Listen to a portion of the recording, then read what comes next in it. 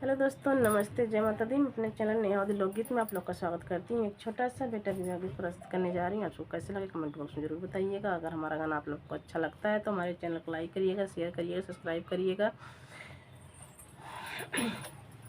चमा चमा चमकेला दूल्हा के मऊरा, अरे दूल्हा के मऊरा, अरे अरे लारिया लागलया मोला रे लाला नामा, अरे लारिया लागलया मोला रे लाला नामा।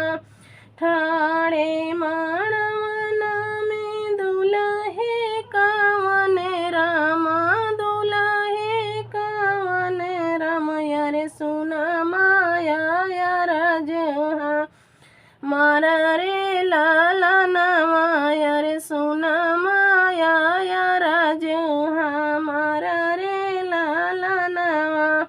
ई मौरा माया के कपाई रहू बुअरी के कपाई रहू बुअरी के कर दुलरुदा मदरे लाला नवायरी के कर दुलरुदा मदरे लाला नवा।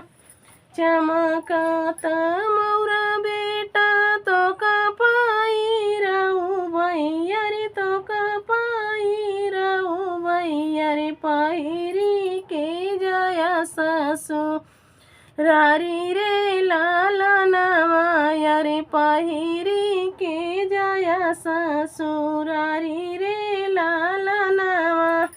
मऊराई देखी बेटा सासू तो हर दौड़ैया, सासू तो हर दौड़ैया तो राइया रती उतारै रे लाला नवाया रे तो राइया रती उतारै रे लाला नवा। पीली पगड़िया बेटा तोहरे ससुर जी, अरे तोहरे ससुर जी, अरे तो का बोला मैदा मदरे लाला नवाया रे तो का बोला मैदा मदरे लाला नवा। चमकते मौरा बेटा तो कपाई रहू भैयरी तो कपाई रहू भैयरी पहिरी के जया ससु रारी रे लाला नवायरी पहिरी के जया ससुरारी रे लाला नवा। मऊराई देखा बेटा सारा तो हर दौड़ैया रे, सारे तो हर दौड़ैया रे तोरा के गोदियाऊ ठामई रे लाला नवाया रे तोहरा के गोदियाऊ ठामई रे लाला नवा। भीतरा से निकरी तोरी सारा जिया यार, तोरी सारा जिया यार, बैठऊ नंदोई पलथी मारी रे लाला नवाया रे, बैठऊ नंदोई पलथी मारी रे लाला नवा।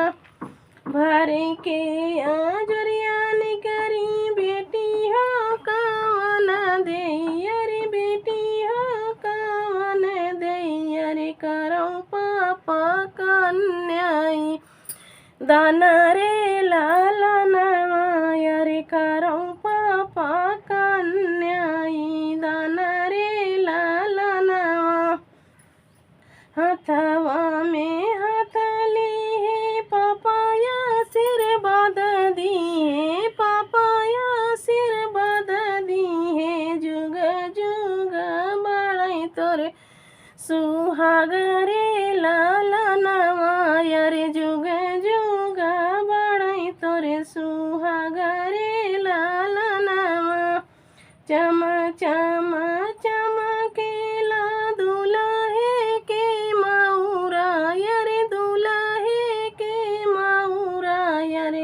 लारी या लागलयाना मोला रे लालनवा रे लारिया लागलयाना मोला रे लालना